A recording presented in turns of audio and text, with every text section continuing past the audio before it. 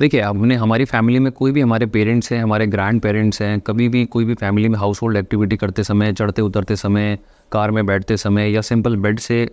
आप उतर के जा रहे हो, वॉशरूम में जा रहे हो और कभी भी कोई छोटी सी इंजरी हो जाती है। छोटी सी इसलिए कह रहे हैं, कोई मेजर इंजरी नहीं है, जैसे कहीं से गिरे या कुछ एक्सीडेंट हो गया उस तरह का नहीं है, बट कोई ट्रिवियल इंजरी है। ट्रिवियल इंजरी ऐसे भी हो सकती है कि जैसे आप सीट से उठ रहे हो, चेयर से उठ रहे हो उस तरह से, या बाथरूम में स्लिप करके गिर गए उस तरीके से हो सकती है। तो ऐसे केस में जो हमारे पेरेंट्स या ग्रैंड पेरेंट्स है, मोस्ट ऑफ द लोग जो भी 55-60 ईयर्स की एज ग्रुप में है, उनकी बोन्स बहुत वीक होती है और वीक बोन्स होने की वजह से उसके अंदर कई बार फ्रैक्चर हो जाते हैं। कभी वो फ्रैक्चर कम भी हो सकते हैं, हेयरलाइन, कभी वो फ्रैक्चर ज़्यादा भी हो सकते हैं। तो इस बात को करने के पीछे मेन रीज़न क्या है ना,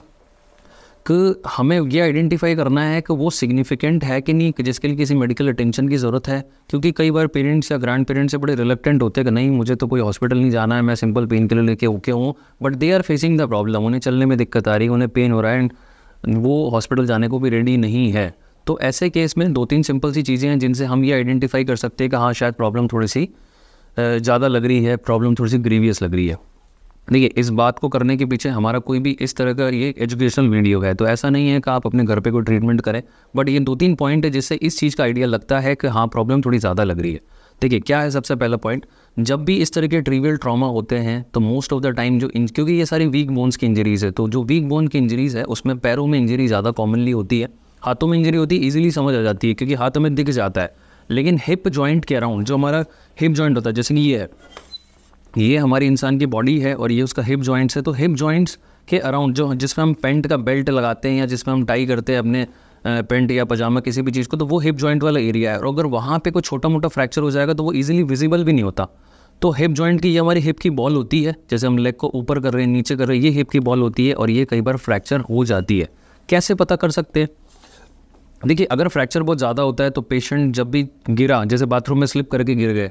चेयर से उठते समय गिर गए, बेड से नीचे उतरते समय आप छोटा सा गिर गए, या कोई कट के आपको साउंड आई, कुछ ऐसी आवाज़ आई, तो फ्रैक्चर की पॉसिबिलिटी ज़्यादा है। और जब आप गिर के उठ नहीं पा रहे हो तो वो एक पहला साइन है कि अगर आप चोट से गिरे और गिर के खुद से सेल्फ अगर पेशेंट उठ नहीं पाया, 2-3 लोगों की असिस्टेंस की ज़रूरत पड़ी, तो इसका मतलब कुछ ना कुछ इंजरी, ट्रॉमा कुछ सीरियस है।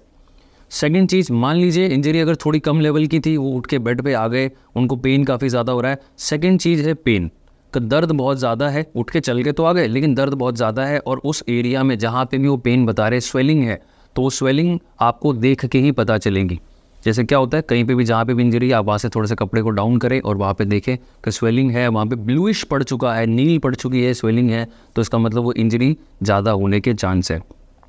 थर्ड चीज़ क्या हो सकती है कि जब हिप जॉइंट के अराउंड अगर कोई इंजरी हुई है, फ्रैक्चर है, तो पेशेंट अपनी टांग का मूवमेंट नहीं कर पाता। इस बात का क्या मतलब है, जैसे कि ये एक पेल्विस है, एक ह्यूमन बॉडी का स्केलेटल का मॉडल है और ये इस तरीके से ह्यूमन बॉडी है, कोई भी इंसान ऐसे लेटा हुआ है और ये हिप जॉइंट वाला एरिया है, जैसे ऐसे हम बैठ रहे हैं, ये ऐसे हम लेट रहे हैं, ये हिप जॉइंट वाला एरिया है। और अगर जॉइंट के यहाँ पे प्रॉब्लम है, कहीं ना कहीं कोई फ्रैक्चर जैसे सस्पेक्ट हो रहा है, और आप सिंपल अपने जो भी आपकी फैमिली का मेंबर है उसको आप बोलते हो कि भाई आप अपनी टांग के मूवमेंट्स करके देखो, उस टांग को ऊपर उठाओ, उस टांग से उठने को मुँह ऊपर उठाओ का मतलब हो गया इस डायरेक्शन में टांग को उठाना हो गया। टांग को साइडवेज मूवमेंट करके देखो, इस तरीके से, इस तरीके से साइडवेज मूवमेंट हो गए, या फिर नी जॉइंट को बेंड करने के लिए हम बोल रहे हैं इस तरीके से। अगर ये मूवमेंट्स पेशेंट नहीं कर पा रहा है या बहुत पेनफुल है, तो लाइकली काफ़ी ज़्यादा चांस है कि पेशेंट को फ्रैक्चर है। तो इस वीडियो को बस बनाने का पर्पज़ यही है कि नेग्लेक्शन ना करें किसी भी ऐसी ट्रिवियल इंजरी का। ट्रिवियल इंजरी का मतलब जो इंजरी हमारी नज़रों में तो सीरियस नहीं है या बहुत मेजर नहीं है, but because those people who are more than 60 years of age, whosoever, चाहे वो मेल हो फीमेल हो, उनकी बॉडी के अंदर कहीं ना कहीं बोन्स वीक होती है, ऑस्टियोपोरोसिस जिसे हम बोलते हैं, कैल्शियम कम हो जाता है, विटामिन डी कम हो जाता है, और वो फ्रेजिलिटी फ्रैक्चर के लिए ससेप्टिबल हो जाते हैं।